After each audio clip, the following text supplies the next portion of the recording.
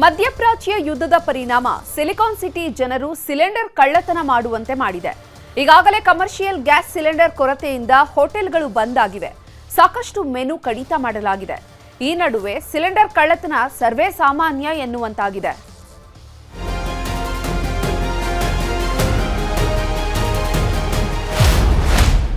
ಅಡುಗೆ ಮಾಡಲು gas cylinder ಅಭಾವ.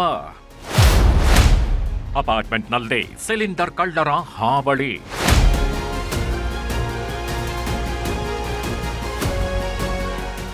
ದೂರದ ಇರಾನ್ನಲ್ಲಿ ಯುದ್ಧ ನಡೆಯುತ್ತಿದ್ರೆ ಸಿಲಿಕಾನ್ ಸಿಟಿ ಬೆಂಗಳೂರಿನಲ್ಲಿ ಗ್ಯಾಸ್ ಸಿಲಿಂಡರ್ ಅಭಾವ ಜೋರಾಗಿದೆ.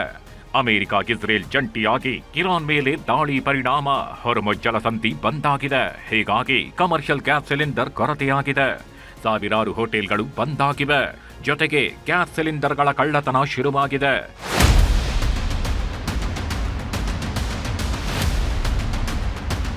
ಬೇಗೂರಿನ ಆರ್ಸಿ ಲೇಔಟ್ನಲ್ಲಿ ಅಪಾರ್ಟ್ಮೆಂಟ್ಗೆ ಇಬ್ಬರು ಖದೀಮರು ಬೈಕ್ನಲ್ಲಿ ಎಂಟ್ರಿ ಕೊಟ್ಟಿದ್ದಾರೆ. ಅದರಲ್ಲಿ ಓರ್ವ ಅಪಾರ್ಟ್ಮೆಂಟ್ನ ಒಳಗಡೆ ಹೋಗಿ ಸಿಲಿಂಡರ್ ಇರಿಸಿದ್ದ ಜಾಗವನ್ನ ಚೆಕ್ ಮಾಡಿ ವಾಪಸ್ ಬಂದಿದ್ದ. ನಂತರ ಬೈಕ್ ತಗೊಂಡು ಪಾರ್ಕಿಂಗ್ ಲಾಟ್ಗೆ ಹೋಗಿ 2 ಸಿಲಿಂಡರ್ಗಳನ್ನ ಬೈಕ್ನಲ್ಲಿ ಇಟ್ಕೊಂಡು ಹೊರಗಡೆ ಬಂದಿದ್ದಾರೆ. ಆ ಬಳಿಕ ಅಲ್ಲಿಂದ ಎಸ್ಕೇಪ್ ಆಗಿದ್ದಾರೆ. ಖದೀಮರಾಗಿ ಕೃತ್ಯ ಸಿಸಿಟಿವಿಯಲ್ಲಿ ಸೆರೆಯಾಗಿದ್ದು ಸಿಲಿಂಡರ್ ಕಳ್ಳತನದ ಬಗ್ಗೆ ಬೇಗೂರು ಠಾಣೆಗೆ ದೂರು ನೀಡಲಾಗಿದೆ. ಅಂತ ಗೊತ್ತಿಲ್ಲ, ಒಟ್ಟಿನಲ್ಲಿ ತಗೊಂಡೋಗ್ತಾರೆ. ಹಬ್ಬ ದಿವಸ 2 ಗಂಟೆಲಿ ಏನಾಗಿದೆ, ನಮ್ಮ ವಾಟ್ಸಪ್ ಅಲ್ಲಿ ಫೋನಲ್ಲಿ ಕಳಿಸಿದ್ರು. ನಾವು ಅದನ್ನ ನೋಡಿದ್ವಿ ಅಷ್ಟೇ.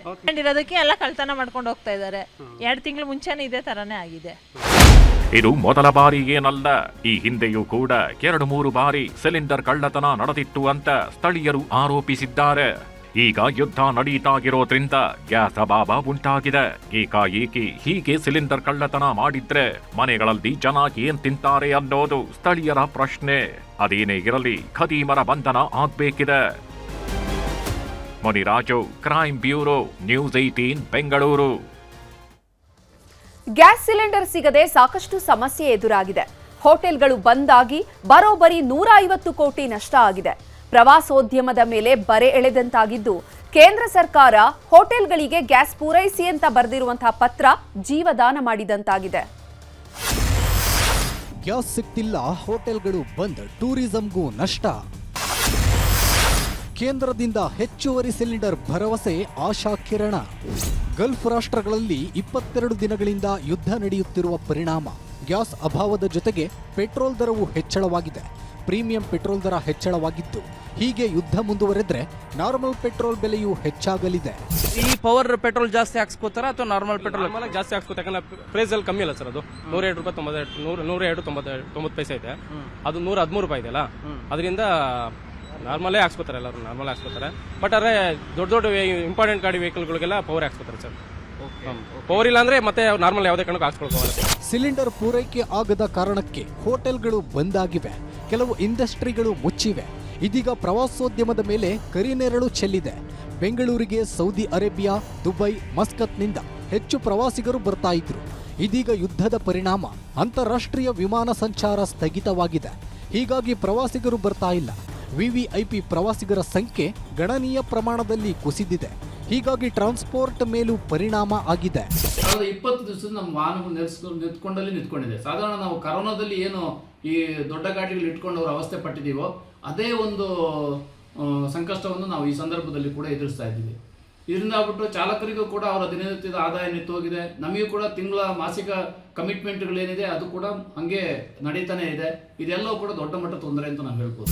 ಕಮರ್ಷಿಯಲ್ ಗ್ಯಾಸ್ ಸಿಗದ ಪರಿಣಾಮ ಹೋಟೆಲ್ಗಳಿಗೆ 150 ಕೋಟಿ ನಷ್ಟವಾಗಿದೆ ಎನ್ನಲಾಗಿದೆ. ದಿನದಿಂದ ದಿನಕ್ಕೆ ಹೋಟೆಲ್ಗಳು ಬಂದಾಗುವ ಸಂಖ್ಯೆ ಹೆಚ್ಚಾಗ್ತಿದೆ. ದಿನದಿಂದ ದಿನಕ್ಕೆ ಗ್ಯಾಸ್ ಸಮಸ್ಯೆ ಬ್ಯಾಕ್ ಟು ವರ್ಸ್ಟ್ ಆಗ್ತಾ ಇದೆ. ಈಗಾಗಲೇ 100 ಕೋಟಿಗಿಂತ ಹೆಚ್ಚಿಗೆ ನಷ್ಟವಾಗಿದ್ದು, ಈ ವಾರದಲ್ಲಿ ಮತ್ತೊಂದು 50 ಕೋಟಿ ಹೆಚ್ಚುವರಿ ನಷ್ಟವಾಗಿದೆ. ಸಮಸ್ಯೆ ಬಗೆಹರಿಯುವಂಥ ಲಕ್ಷಣಗಳು ಕಾಣುತ್ತಿಲ್ಲ. ಈ ನಡುವೆ ಹೋಟೆಲ್ ರೆಸ್ಟೋರೆಂಟ್ಗಳಿಗೆ ಗುಡ್ ನ್ಯೂಸ್ ಕೊಟ್ಟಿದೆ ಕೇಂದ್ರ ಸರ್ಕಾರ.